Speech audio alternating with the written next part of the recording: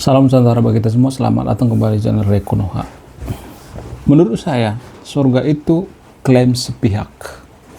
Kenapa saya mengatakan bahwa surga itu klaim sepihak? Karena tidak ada satupun yang bisa membuktikan surga itu di mana. Bukan berarti saya tidak percaya surga ya, tapi surga itu belum pasti. Surga itu klaim sepihak ya. Surga itu hanya bisa dibuktikan melalui kata-kata, metafora-metafora yang basi, terus perumpamaan yang basi gitu, kiasan-kiasan yang basi.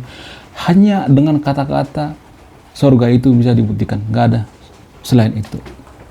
Kalau saya mengatakan bahwa surga itu tidak ada, siapa yang bisa bantah coba? Ada yang bisa Sherlock surga? Nggak ada. Jadi surga itu boleh dikatakan menurut antropologi, surga itu hanya ada di imajinasi manusia.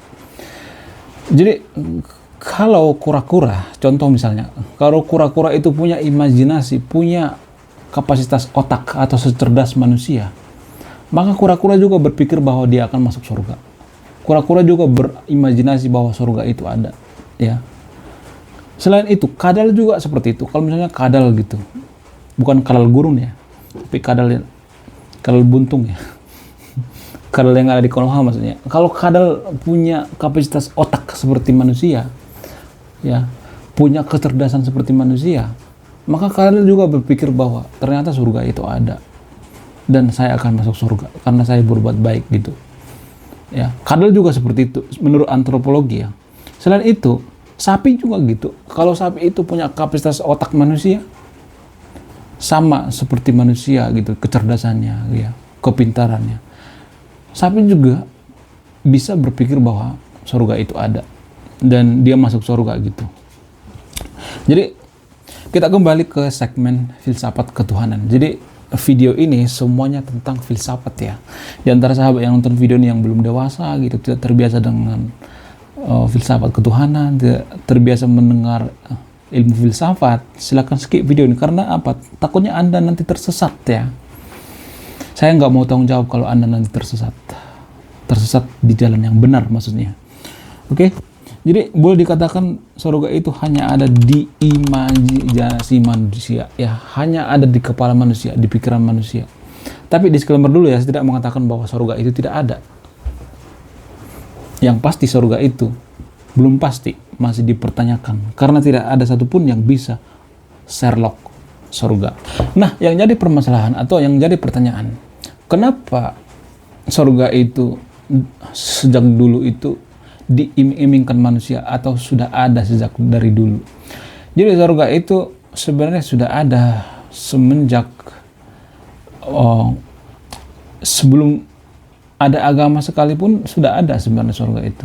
Zaman Dewa Dewi Yunani juga sudah ada surga itu. Zamannya Gilgamesh juga sudah ada. Ya. Zamannya Mesopotamia kuno juga sudah ada surga itu sebenarnya. Cuman namanya yang beda-beda gitu. Ada yang menyebut dengan jannah, ada yang menyebut dengan suatu tempat, ada yang menyebut dengan pokoknya macam-macam gitu surga itu. Kenapa surga itu ada? Menurut antropologi ya, kita ambil dari secara historis teologi ya. Sebenarnya kan terciptanya agama itu untuk menyatukan manusia yang kacau ya. Makanya agama itu kan berasal dari kata tidak gama kacau. Ya, walaupun sekarang orang yang beragama itu lebih kacau daripada orang yang tidak beragama. Tapi zaman dulu, ya, disukai atau tidak, ya, setuju atau tidak, zaman dulu itu orang zaman dulu itu kan barbar ya, barbarnya minta ampun ya. Jadi nabi-nabi zaman dulu itu berpikir bagaimana sih cara menyatukan masyarakat yang barbar ini. Maka mereka itu mencari akal gitu, mencari cara bagaimana caranya biar manusia zaman dulu itu tidak bunuh-bunuhan, tidak perang mulu gitu, biar tidak kacau gitu. Maka diciptakanlah agama. Ya, jadi yang menciptakan agama itu sebenarnya manusia, bukan Tuhan. Tujuannya apa? Sebenarnya tujuannya baik juga zaman dulu ya, biar manusia itu tidak bunuh-bunuhan gitu, tidak kacau gitu, tidak perang-perangan. Nah, seiring berjalannya waktu, diciptakanlah surga. Orang-orang yang masuk ke agama tertentu kan berpikir, masa cuman gini aja? Kok garing ya? Masa kita masuk ke agama ini tapi nggak ada surganya? Nggak menarik ya. Kalau agama itu nggak punya surga, pasti nggak menarik ya. Jujur aja deh, kenapa agama samawi itu banyak diminati? Salah satu contoh misalnya agama Kristen adalah agama yang paling banyak followernya di dunia, pengikutnya. Kenapa? Salah satu faktor yang mempengaruhi itu karena ada surganya. Coba surga itu dihilangkan dari Kristen. Ya. Apakah followernya sebanyak itu? Belum tentu. Agama Islam juga nomor 2 paling banyak pengikutnya di dunia kan. Coba kalau surganya nggak ada, apakah bisa sebanyak itu? Buktinya apa buktinya? Buktinya Buddha tidak secara eksplisit mengatakan bahwa surga itu, mereka tidak berorientasi pada surga, ya. Pengikutnya tidak terlalu sesignifikan agama samawi kan. Berarti surga itu berpengaruh. Makanya saya bahas tentang surga itu dalam dunia filsafat ketuhanan itu biar kita bisa berpikir secara rasional gitu. Kenapa sih harus ada surga gitu? Jadi menurut saya itu orang yang paling hina, orang yang paling rendah ya, menurut saya itu adalah orang yang membantu seseorang, membantu orang lain itu dengan pamrih, dengan iming-iming surga. Di Konoha kan banyak seperti itu ya. Bantu orang miskin, fakir miskin dan lain sebagainya biar kita nanti masuk surga gitu, biar kita punya pahala. Kan banyak seperti itu di Konoha ya. Jujur aja deh. Ada sih yang enggak, tapi rata-rata seperti itu. Apa yang mereka incar? Surga. Jadi mereka sebenarnya mengincar surga, berbuat baik. Jadi menurut saya itu orang yang paling rendah itu adalah orang yang paling hina menurut saya itu adalah orang yang berbuat baik karena iming-iming surga. Menurut saya itu lebih tulus, agnostik atau ateis. Bukan berarti saya nyuruh yang nonton video ini untuk jadi ateis atau agnostik ya. Ateis itu membantu seseorang itu bukan karena iming-iming surga. Ya, ateis itu membantu seseorang itu bukan karena iming-iming surga, tapi mereka pure rasa kemanusiaan, pure karena mereka punya rasa ingin membantu sesama manusia gitu, bukan karena iming-iming surga. Jadi sebenarnya yang tulus itu siapa? Ya orang yang tidak beragama dong yang tulus, ya kan? Yang masuk surga siapa? Bisa aja orang yang tidak beragama, karena Tuhan tidak pernah mengatakan saya hanya memasukkan agama tertentu ke surga. Tidak pernah Tuhan mengatakan seperti itu. Tidak mungkin Tuhan pilih kasih. Kalau Tuhan pilih kasih itu pasti dipertanyakan dong ketuhanannya seperti apa. Ya. Gimana? Udah pusing belum? Ya. Makanya saya katakan tadi itu skip video ini biar Anda tidak tersesat ya. Kalau bicara tentang filsafat ketuhanan itu, kita harus meninggalkan dogma-dogma dulu. Kita bisa berpikir secara rasional gitu, secara waras gitu. Karena selama ini kita sudah dipaku oleh dogma-dogma gitu, doktrin-doktrin dari kecil, tanpa ada satupun yang membongkar gitu. Apakah surga itu ada gitu? Apa surga itu tidak ada? Tapi disclaimer dulu, saya tidak mengatakan yang nonton video ini untuk tidak beragama ya. Tetaplah beragama ya. Walaupun pemuka agama sekali-sekali ngebodoh-bodohin Anda gitu ya. Walaupun pemuka agama Anda morotin Anda, ya nggak jadi masalah ya. Karena bisa saja kebodohan adalah sebagian daripada iman. Kita nggak tahu ya kan, kuno ya kan, ya. Kita nggak tahu. Tapi ini hanya di Konoha ya, bukan Indonesia ya. Semua yang saya katakan ini hanya terjadi di Konoha, bukan di Indonesia. Jadi saya sengaja bongkar filsafat ketuhanan ini. Karena apa? Karena saya nggak pengen warga Konoha itu terlalu halu gitu dengan surga-surga gitu. Padahal surga itu kan masih dipertanyakan. Ada banyak kok orang yang terobsesi ke surga dengan jalur khusus. Apa itu jalur khusus? Ke surga tanpa hisab. Ya, ada seperti itu. Di Konoha, di sebuah agama tertentu di Konoha, ada agama yang punya prinsip seperti itu. Ya, kalau mau ke surga itu ada jalan khusus tanpa hisab. Apa itu? Berjihad. Ya, biasanya seperti itu.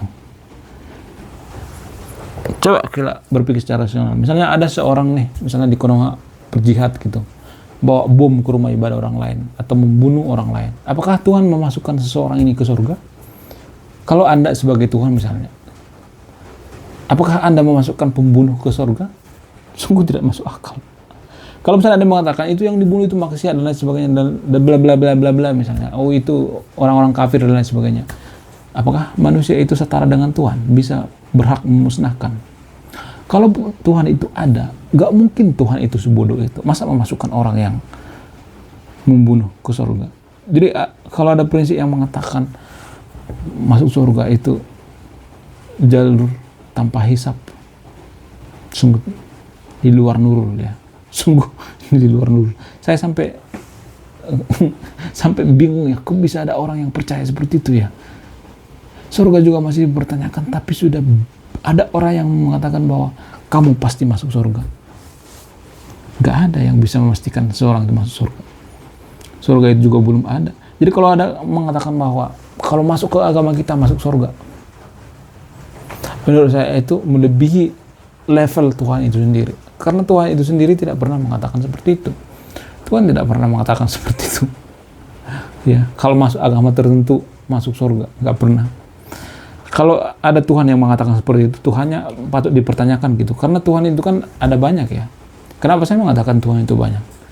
Buktinya di setiap agama Tuhannya beda-beda. Ya, contoh misalnya agama Kristen dengan agama yang lain misalnya, apakah Tuhannya sama? Enggak, beda kok. Ya, agama mayoritas di Konoha misalnya dengan agama Yahudi misalnya, apakah Tuhannya sama? Enggak, beda kok. Jadi berarti Tuhan itu banyak dong, ya, ya kan? Gimana? Udah pusing belum? Jadi kalau bicara tentang filsafat ketuhanan itu, ya kita harus berpikirnya itu tanpa dogma. Justru dengan berpikir seperti ini kita makin waras gitu, bukan makin gila.